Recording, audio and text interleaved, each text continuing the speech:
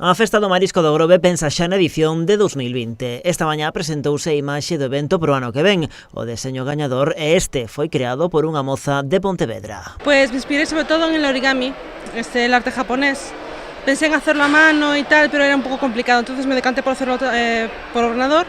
E a verdad que quedou bastante curioso. O concurso presentáronse 18 propostas, finalmente a de Isabel foi a opción favorita. Como non podía ser de outro xeito, os produtos do mar son os protagonistas da súa obra. Representar sobre todo los mariscos principales, ¿no? El buey, todo lo que se come en la fiesta.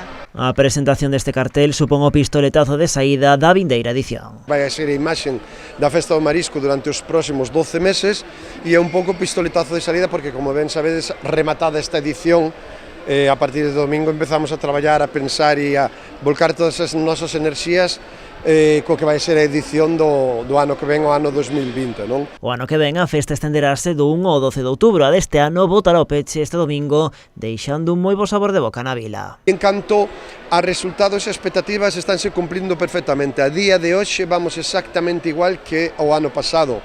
E hai que recoñecer que o ano pasado foi un dos 3 mellores da historia da festa. Por lo tanto, vamos en moi bon número, a xente sigue respondendo.